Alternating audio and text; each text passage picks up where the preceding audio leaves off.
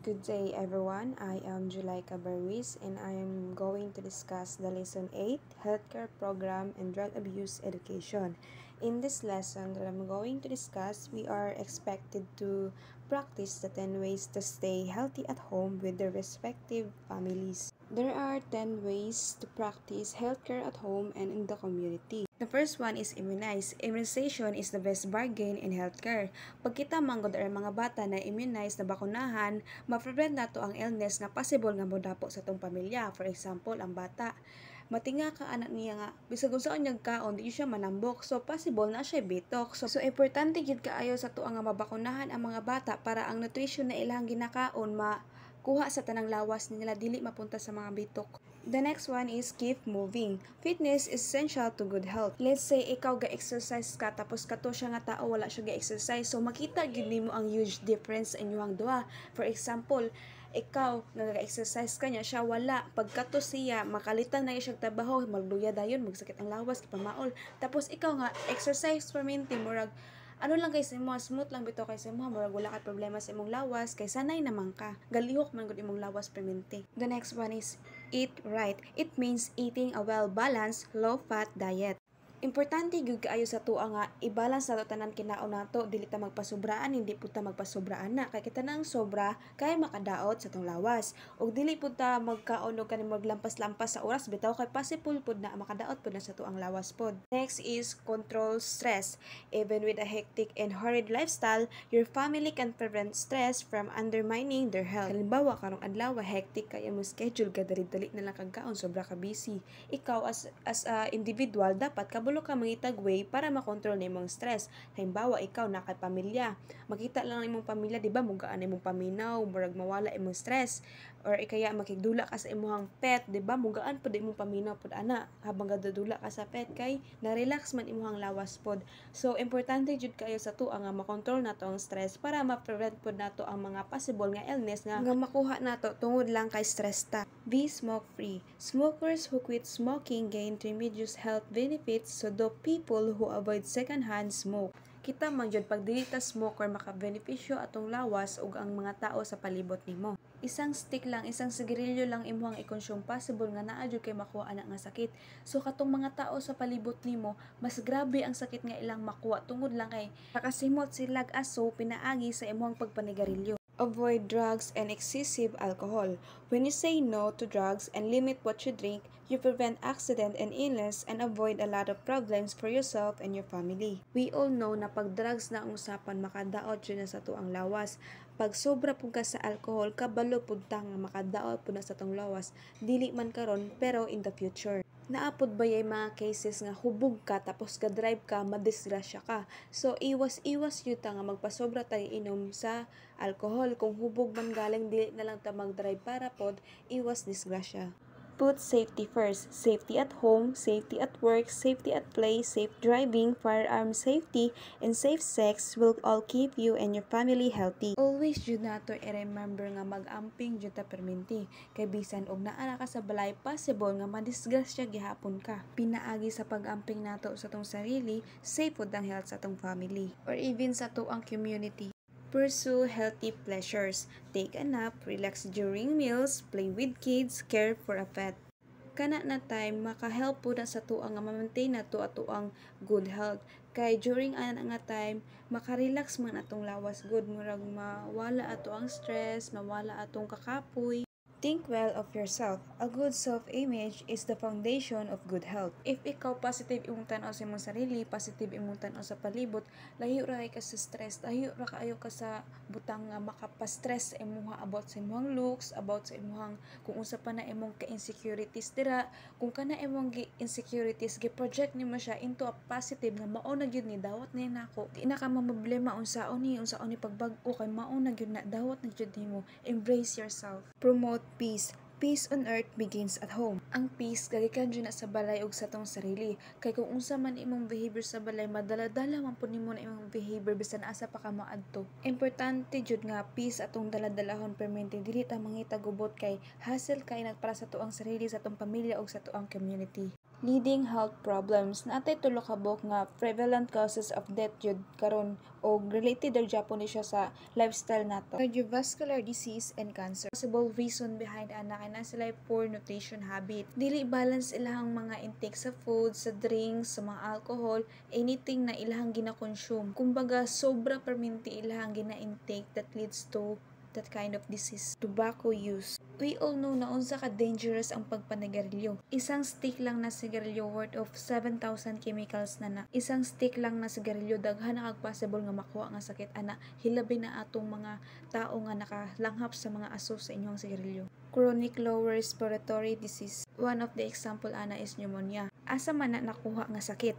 Possible nga kana nga tao is ga-smoke or kaya galanghap og kanang aso sa sigarilyo. Possible pod air pollution kani makalanghap sa mga abog-abog. The 7 dimensions of wellness. Ang wellness na ay 7 ka dimensions which is physical, emotional, mental, social, environmental, occupational, and spiritual. Start with physical wellness. It is the dimension commonly associated with being healthy. When we say physical wellness, mao nitong mga tao nga physically active kanang ga-exercise sila regularly, balance ilahang kaon, ilahang diet, ga-maintain sila og kaning weight nila sa ilang body kung unsay recommended sa ilaha, gatulog sila sakto. Syempre kani mga tao nga physically healthy ga-avoid yun na sila drugs. Kanina mga klase nga tao mas nagasik pa sila sa medical care kaning nagapa-check up sila regularly. Emotional wellness. This involves the ability to understand one's own feelings, accept limitation, and achieve emotional stability. When we say emotional wellness, mao ni ato ang ability na ma-express nato ang emotions nato properly. Maka-adjust ta sa changes sa ato ang panimalay, sa atong palibot, sa atong environment. Despite sa mga problem na imong ginaatubang, sa mga disappointments nimo, mga frustrations, kaya nato na i-handle tanan kay emotionally aware man ta og naaputay state of mind nga ginaview nato tanang butang into a positive. Mental wellness. Mentally well people are open-minded and accepting of others. When we say mental wellness, as an individual, ma-recognize nato ato ang own intellectual abilities. Kanang ma-apply bitaw nato ang ato ang tanan na learn sa to ang kinabuhi, maka-create tag opportunities nga maka-learn pa yung tag maayo, ma-deal nato tanan mga panghitabo sa tong kinabuhi, mga stress na atong ginadala-dala o kanang mga challenges sa to ang mga life. Murag ginalive nato tong life to the fullest bitaw kanang murag makaisip ta nga ang life is a very wonderful life to live in. Social wellness, often accompanied by positive self-image and facility in communicating with ease and confidence. It is very important kanatay social wellness kay namang gutay ability nga makarelate pud ta sa ubang tao. Kay if socially healthy manggug ka nga pagkatao, maka-maintain ka og kaning healthy o positive nga relationship sa mga ubang tao. Diba, in order to maintain healthy relationship, kay dapat honest ka, healthy ka, dili ka toxic, diba? Environmental wellness. It refers to the effect that our surroundings have on our well-being. Importante jud bitaw pud kaayo sa to ang limpyo atong environment kanang atong balay limpyo, makalangap tag fresh air, ang ato ang tubig is limpyo, ang quality sa mga pagkaon limpyo pod. Kay ang kana mapudgod nga mga butang is mga kondisyon sa to ang lawas, makahatag og maayuhon sa to ang lawas. Occupational wellness. People with occupation wellness face demand on the job. Di ba pag ikaw na narbaho ka, gahatag magyud sa lagtas na kailangan nimo humanon within that day. Aside ana na pa jud mga unpredictable challenges jud para ma-excite pug ka para ganahan pug ka magtrabaho ba. Ma-encourage ta nga makig-interact sa tong katrabaho, maka-create tag environment nga supportive, tapos na pa jud may teamwork. Spiritual wellness. Spiritual wellness provides a unifying power that integrates all dimensions of wellness. Sa tanan natong kibati, sa tanan natong kakapoy, sa tanan natong problema, always remember to pray jud kay ang pray dako ang tabang sa to ang mental health.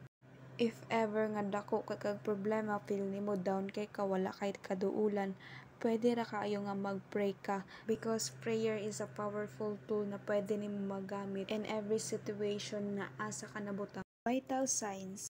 With a few tools and an observant eye, you can help detect and monitor health problems in your family. So naatay 4 ways para makabalot ta sa body temperature sa tuang sarili or sa tuang pamilya. Orally, in the mouth.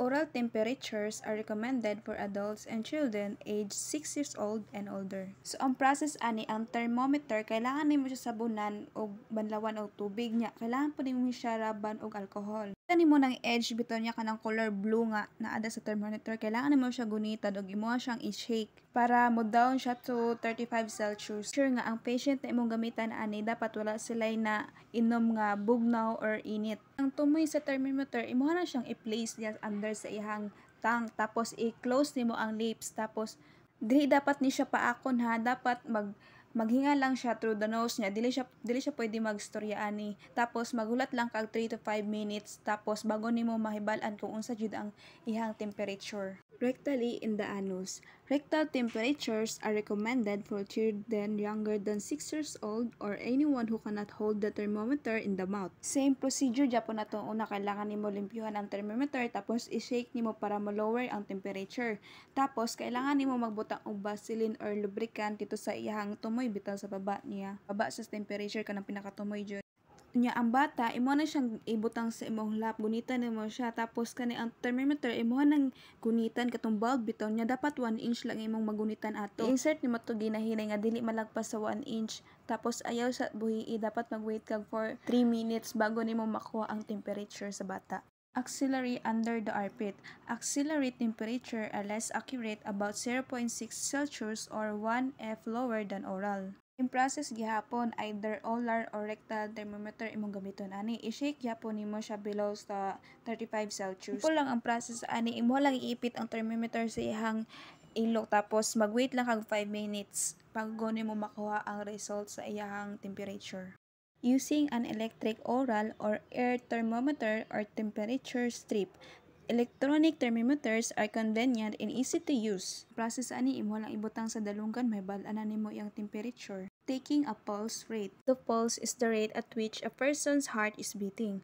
As the heart forces blood through the body, a throbbing sensation can be felt in the arteries whenever they come close to the skin surface. The pulse can be taken at the wrist, neck, or upper arm. Pag naa kay gibati makakos man pud na siya sa tuang pulse good nga magka-increase ang beat dud. So helpful jud kay ini sa tuang nga kabaluta kung unsa atong normal beat per minute. Para kabaluta sa tuang beats per minute, dapat magpahaway sa ta, maglingkod sa ta, mag-rest sa ta for 5 to 10 minutes. Ana, pwede nimo i-check ang pulse sa ihang wrist, sa neck, or sa upper arm. Gamiton lang dapat nato nga finger para i-press sa ilahang wrist kay ang index finger o ang middle finger. Ihapon nato ang beat for 39 seconds. Tapos, kung unsay result ato ang i-double para makuha natong beats per minute. Ug maglisod bitog lukit sa pulse diri sa kaning wrist, pwede man pud nato i-locate ang ilahang pulse diri sa neck or kaya diri sa ilahang upper arm.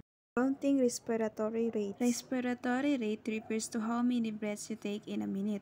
The best time to count is when the person is resting, perhaps after taking the pulse while your fingers are still on the wrist. If mag-count po ka sa ilahang hininga, dapat dili nimo sila pahibalon kay pag makabalo maguna sila sagara din sila ma-change jud ang ilahang pag the way sila maghinga mo paspas or kaya mo hinay ana mo change jud. Yapon nimo ila breathing, inhale, exhale for full 1 minute jud.